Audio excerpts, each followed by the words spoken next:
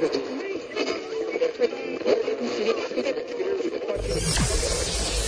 ready for unique, rare, and little-known treasures from the golden age of radio. You're listening to The Amazing World of Radio with Adam Graham.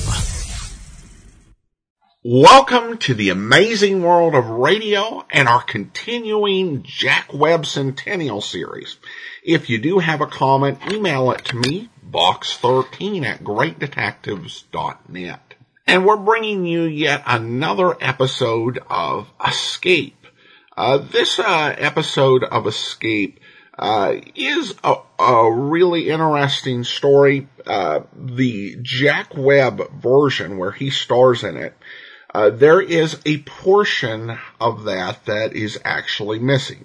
The story cuts out about 13 minutes into the story and then picks up. And while I think you can kind of guess, what has happened, the 5 minutes that is missing does serve some important points for the plot. And this is an episode of Escape that was done multiple times.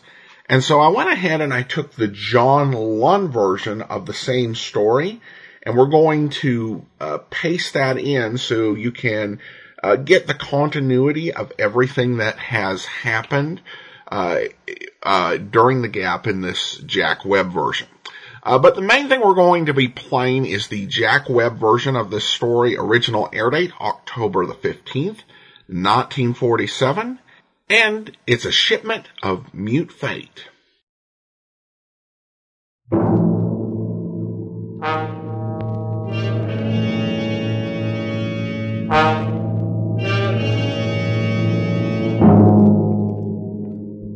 Did you miss out on that big football game last week? Can't get rid of that head cold? Want to get away from it all? CBS offers you Escape.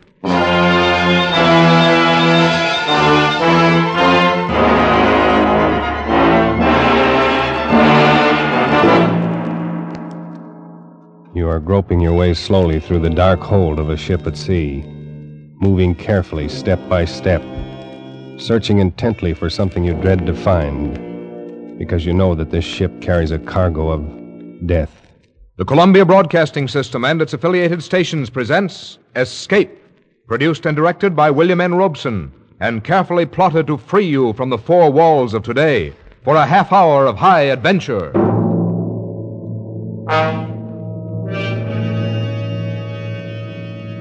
Tonight we escape to a harbor front in Venezuela, and a grim voyage that started there, as told by Martin Storm in his gripping story, A Shipment of Mute Fate.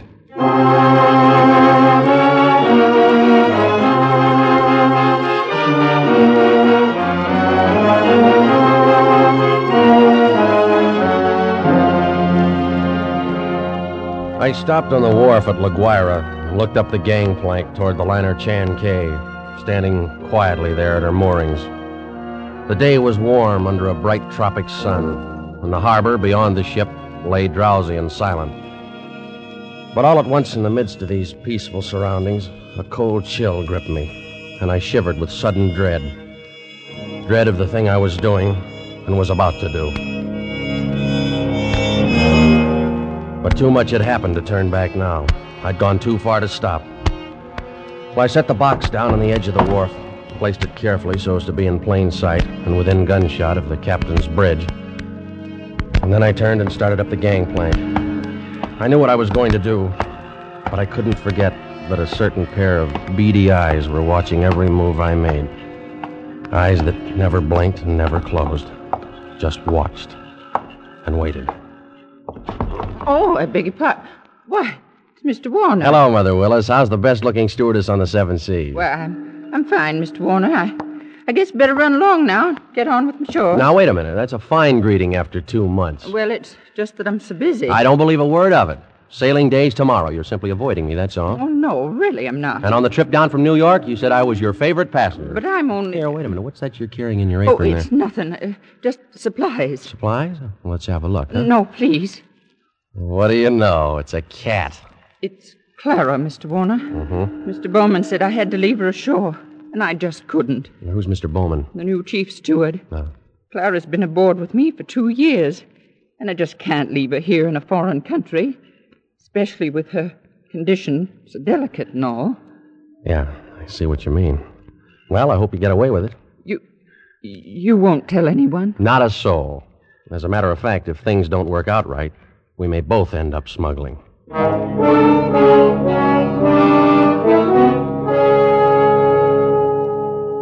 was happy to have you on board on the trip down 2 months ago, Christopher.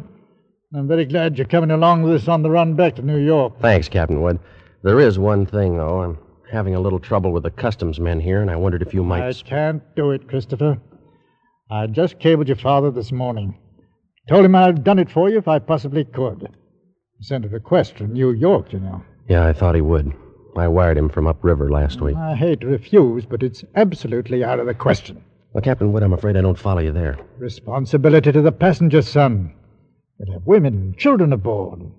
On a liner, the safety of the passengers comes ahead of anything. But with proper precautions. Something might happen. I don't know what, but something might.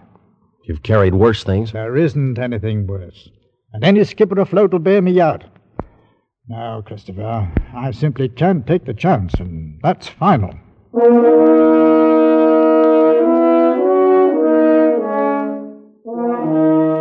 Final? Well, it wasn't final if I could do anything about it. I hadn't come down here to spend 2 months in that stinking backcountry and then be stopped on the edge of the wharf. 2 months of it. Heat, rain, insects, malaria. I'd gone clear in past the headwaters of the Orinoco, traveled through country where every step along the jungle trail might be the last one. Oh, Sanchez. Si, Senor Warner. We better start looking for a place to camp. It'll be dark in a little while. Si, Senor. Very soon we turn to river. Camp on rocks by water.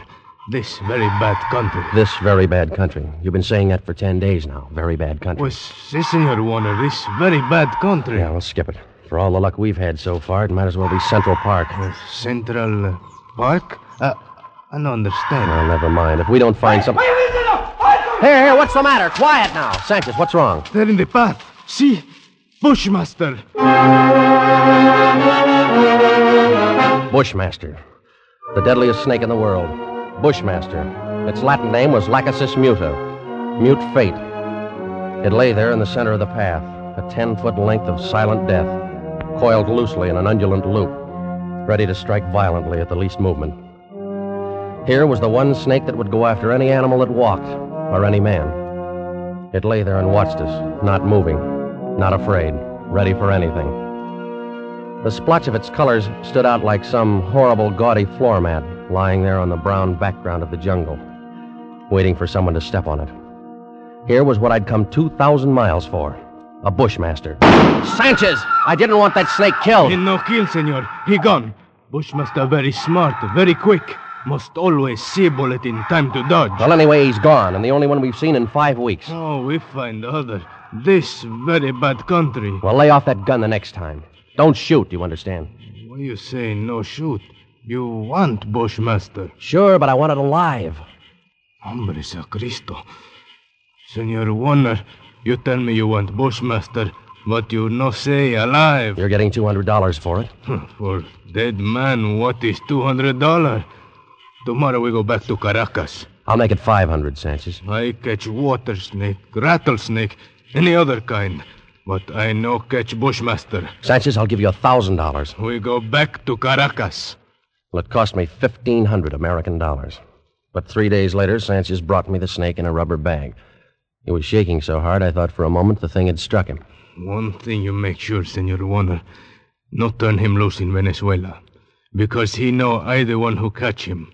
And he know where I live. All right, Sanchez, I'll keep an eye on him. También he know you pay me to catch him. All the time he watch and wait. You no forget that, Senor Warner. Because he no forget. Not ever.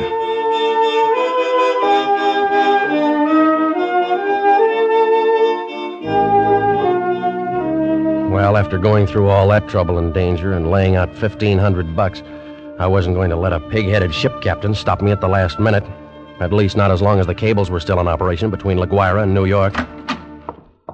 Morning, Captain Wood. The boy at the hotel said you wanted to see me. That's right, Christopher. And sit down. Thank you. It seems you weren't willing to let matters stand the way we left them yesterday. I'm sorry to go over your head, Captain Wood, but I had to. The museum sent me all the way down here for it. And I'm not going to be stopped by red tape. This will be the only live Bushmaster ever brought to the United States. Yes, and if I had my way, but... well, orders are orders. I got a cable from the head office this morning. All right. I suppose we talk about precautions. I'll handle it any way you say. Got to have a stronger box. That crate's too flimsy. Well, it's stronger than it looks. And that wire screen on top would hold a wildcat. But anyway, I bought a heavy sea chest this morning. I will put the crate inside of it. Sounds all right. You got a lock on it? Heavy padlock. It's fixed so that the lid can be propped open a crack without unlocking it. The snake's got to have air. But in dirty weather, that lid stays shut. I'll take no chances. Fair enough. I will keep the thing in my inside cabin where I sleep. I can't have it in the baggage room. And nobody on board's to know about it. Whatever you say, Captain. But we won't have any trouble. After all, it's only an animal. It doesn't have any magical powers. I saw a bushmaster in the zoo at Caracas once. Had it in a glass cage with double walls. It'd never move. Just lay there. Look at you as long as you were in sight. Gave a man the creeps. I didn't know they had a bushmaster at the Caracas Zoo. They don't. Now. Found the glass broken one morning and the snake gone. Night watchman was dead. They never found out what happened. Well, the watchman must have broken the glass by accident some way. The way they figured it, the glass was broken from the inside. Well, we sail in 4 hours.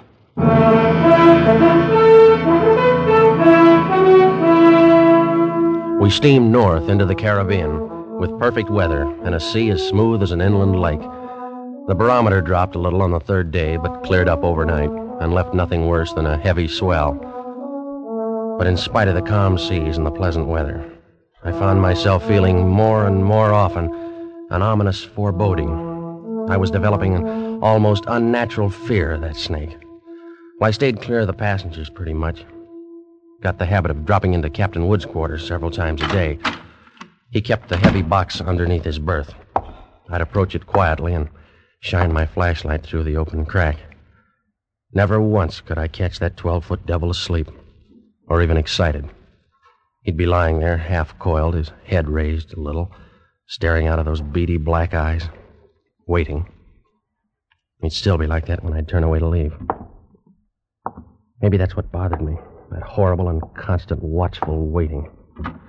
What in the name of heaven was he waiting for? Well, hello there, Mr. Warner. Oh, how are you, Mother Willis? Aye, but you and the captain spend an awful lot of time around this cabin. I'm beginning to think the two of you must have some guilty secret. Oh, no, nothing like that, Mother Willis. I don't know about Captain Wood, but I certainly don't have any guilty secret.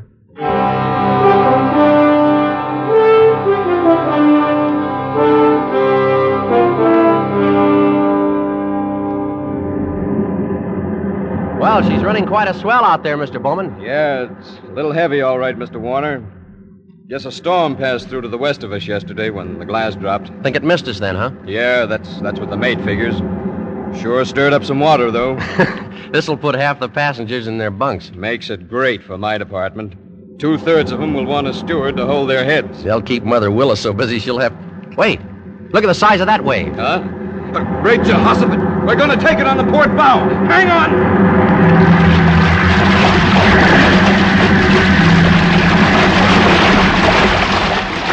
Well, that was a freak if there ever was one.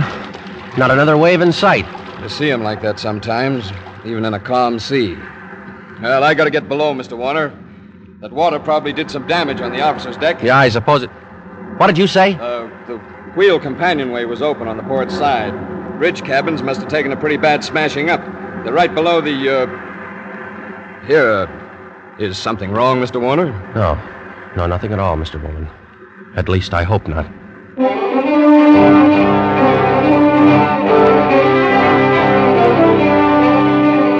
I looked first for Captain Wood and couldn't find him. Of course, I knew it was only one chance in 1,000, but the chances against that freak wave were 1 in 1,000, too. Well, I couldn't waste any more time, so I stumbled down the companionway and along the passage to the captain's cabin. Oh, come on in, Mr. Warner. Mother Willis. Isn't this cabin a mess? trying to get some of these things out to dry. Yeah, well, I just wanted to check. Where's that box that was under the captain's bunk? Oh, that? Oh, I just threw it out on the deck. What? With the desk over there slid into it. It was all smashed. But the small box inside of it. What happened to that? Oh, they were both splintered, Mr. Warner. Broke wide open. Oh, no. Why, Mr. Warner, you're white as a sheet. Mother Willis, will you go find Captain Wood? Yes, sir. Tell him to come down here immediately. Well, of course, Mr. Warner. I'll go tell him right away. I can finish up here. I pulled open the top drawer of the bureau beside me and took out the captain's flashlight and a loaded pistol. Mother Willis had left a mop standing by the door. I put my foot on the head of it and snapped off the handle. Every move I made turned into slow motion. I could hear my own heart beating. Slowly, I started to search the cabin. Sodden heaps of clothing were scattered around on the wet black floor. I punched at them one at a time, holding the gun cocked, the flashlight pointing along the stick. Nothing. I worked around the room, throwing the light into the dark corners, back of the desk, under the bunk. Wherever I turned, I could feel those cold, unblinking eyes at my back, watching and waiting. Still nothing. Using the stick, I pushed open the closet door, threw the light inside. Carefully, I poked at the boxes and junk on the floor. The snake was not in the closet. Inch by inch, I covered the entire cabin. And only then the horrible realization began to dawn on me. Captain Wood. Mother Willis just told me. Well, Christopher. So it's happened. That's right. It's happened. I see you found the gun. That's good. We better start by searching the cabin here. Captain Wood, I just finished searching it. Oh. Women, kids. That thing loose on board. 1,000 places for it to hide. Heaven help us, Christopher.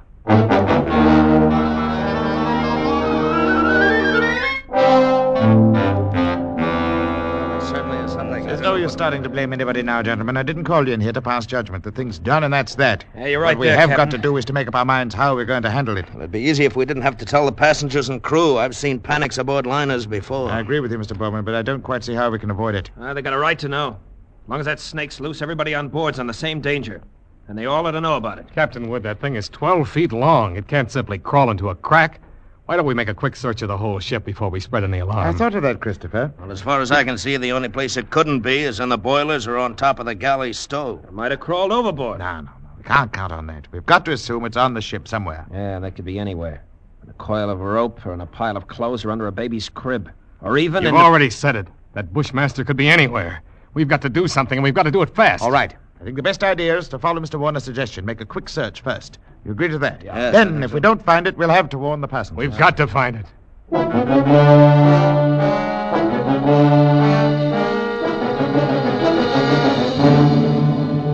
Alone in the dim baggage room, I went through the same movements as I had earlier in the captain's cabin. Gun in one hand, flashlight in the other, poking into every dark corner behind every trunk and box. Since the baggage room was empty, I could keep the gun cocked and ready. The rest of those poor devils were having to do the same thing barehanded. All over the ship, the search went on. Here now, Steward. What on earth are you doing, rummaging through my cabin? I'm just checking up, ma'am. Well, I'm quite sure there's nothing in here that has to be checked. I'm sorry, ma'am. It's captain's orders. It'll only take a few minutes. Well, I've never heard of such a thing. A passenger simply doesn't have any privacy at all. I've traveled on a lot of different lines, but I've certainly never heard of anything.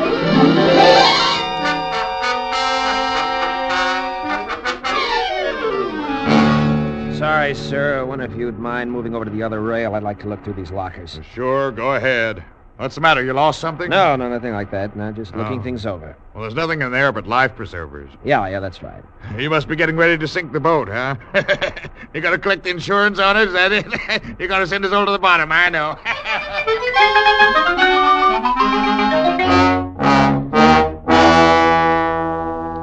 But not one of us could find that deadly shape, coiled in some dark corner or outstretched along a window seat. Not one of us caught a glimpse of that horrid head with its beady, black, watchful eyes. The thing lay waiting out there, somewhere along the decks, shaded in the gathering dusk. But where, we didn't know. It was nearly dark when we met together again in the chart room. I don't get the thing at all. No other way around it. We've risked all the time we can. We've got to warn the passengers. Well, how'll we do it, Captain? Call them all together in the lounge? No, if we did anything like that, we'd be asking for a panic. We'll get one, whether we ask for it or not. Pick a few men and go through the cabin decks. Tell them individually, inside their cabins. Watch for any act that looks as though it might cause trouble. And we'll keep an eye on them. Handle the crew the same way. Right, Captain. Okay. We'll take care. As soon as you've finished, arm all the deck officers and start searching again. Our only chance of preventing a riot is to find that damnable snake.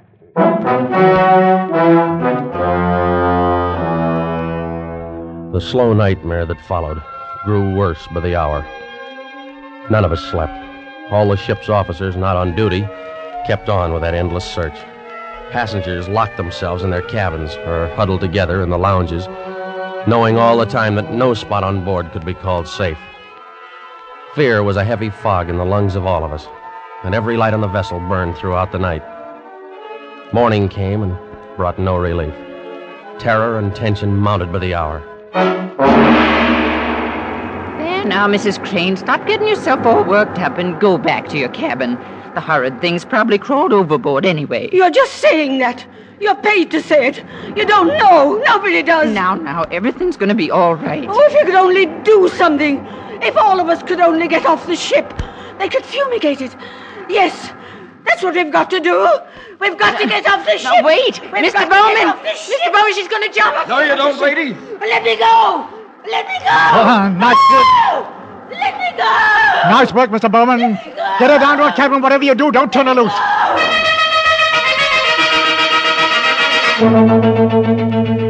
Well, you never know when it might strike you. You can't put on a coat or move a chair without risking your life. Now, something's got to be done. It might be right here in this lounge.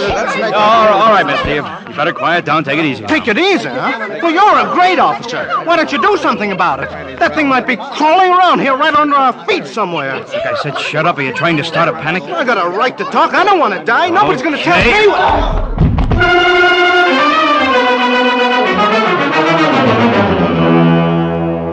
The second night passed, and morning came around again.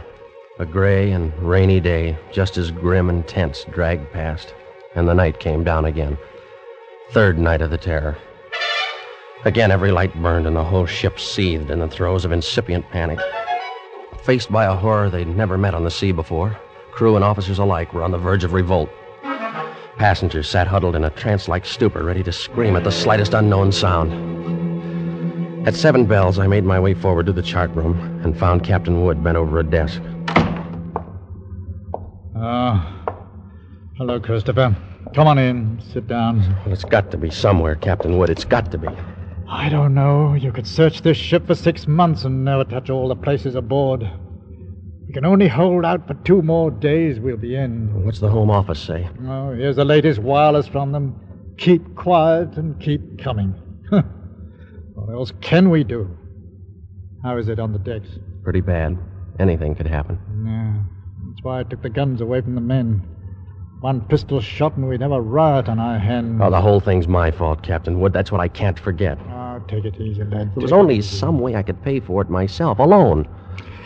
No, I know how you feel, but it's no more your fault than mine or the man who asked you to bring the snake back alive. Nobody planned this. You'd better try and get a little sleep. Sleep? Mr. Bowman made some coffee down in the steward's galley a while ago. You better go down and get yourself a cup. Then rest up for a couple of hours. Rest? I can't rest. Christopher, it's no good going. What are you going to do? You can't help anything if you stumble through a hatch half asleep and break your neck. Go on and get some coffee. One way or another, we've got to hold out for 2 more days.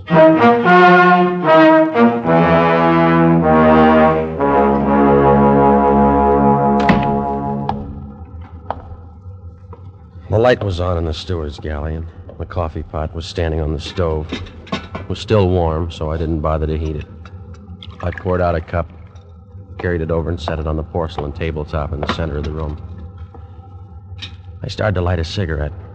The door of the pan cupboard beneath the sink was standing slightly ajar, and I happened to glance down toward it. Out from the dark interior of the cupboard shone 2 glittering points of light 2 inches apart. I dropped the cigarette and moved slowly backward. I'd found the Bushmaster.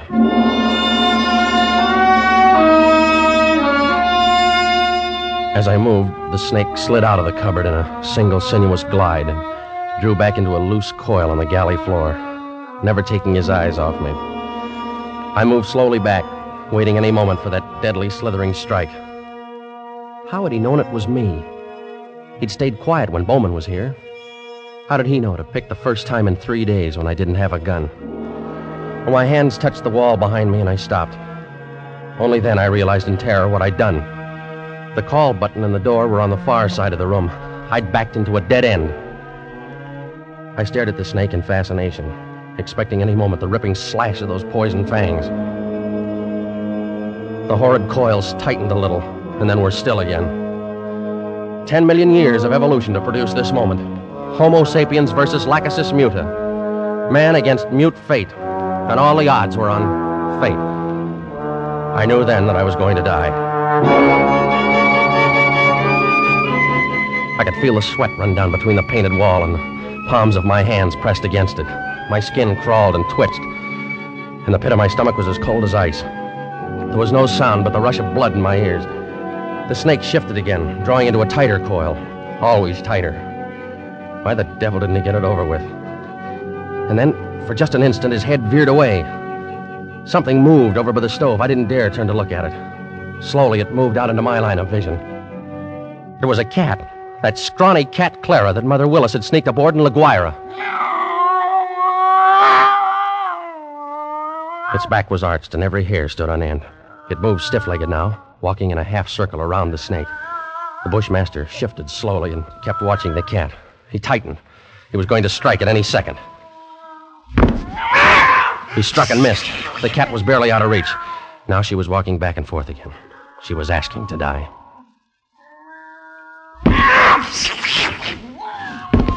Missed again, by a fraction of an inch. He was striking now without even going to a full coil. Missed. Again and again. Always missing by the barest margin. Each time the cat danced barely out of reach, and each time she countered with one precise spat of a dainty paw, bracing her skinny frame on 3 stiff legs. And then suddenly I realized what she was doing. The Bushmaster was tiring, and one strike was just an instant slow. But in that split second, sharp claws raked across the evil head and ripped out both of the lidless eyes. That cat had deliberately blinded the snake. Well, he didn't bother to coil now, but slid after her in a fury, striking wildly and rapidly, always missing, and every strike was a little slower than the last one. Until finally, as the snake's neck stretched out at the end of a strike, the cat made one leap and sank her razor-sharp teeth just back of the ugly head, sank them in until they crunched bone. With tooth and claw she clung as the monstrous snake flailed and lashed on the floor, striving to get those hideous coils around her, trying to break her hold, to shake off the slow and certain paralyzing death that gradually crept over him and at last stilled his struggles forever.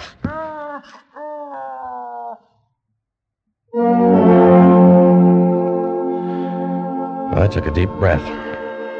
The first in minutes. The cat lay on her side on the floor, panting, resting from the fight just over. And she had a right to rest. That mangy, brave, beautiful alley cat had just saved my life. And maybe others as well. But as I turned toward the stove, I suddenly became very humble. And I knew all at once what a small thing a human being really is. I and others aboard were still alive only by the merest accident. There were 3 reasons why that cat had fought and killed the world's deadliest snake. And those 3 reasons came tottering out from under the stove on shaky little legs. 3 kittens with their eyes bright with wonder and their tails stiff as pokers. Up on the decks, hundreds of passengers were waiting for the news that the days and nights of terror were ended. Well, I could wait a little longer. I pulled open the doors of the cabinet, found a can of milk, and then I dropped down on my knees on the floor of the galley.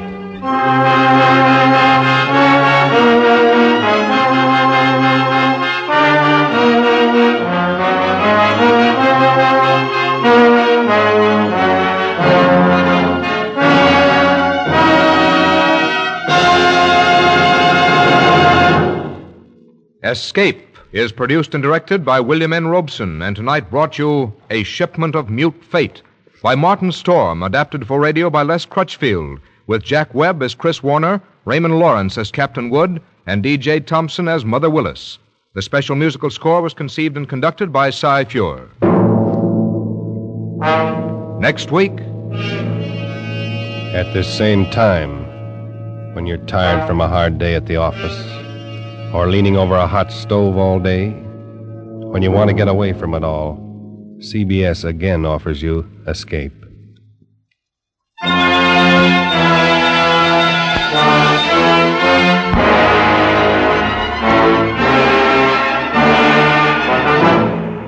Good night, then, until this same time next week when CBS again brings you Escape. This is CBS, the Columbia Broadcasting System.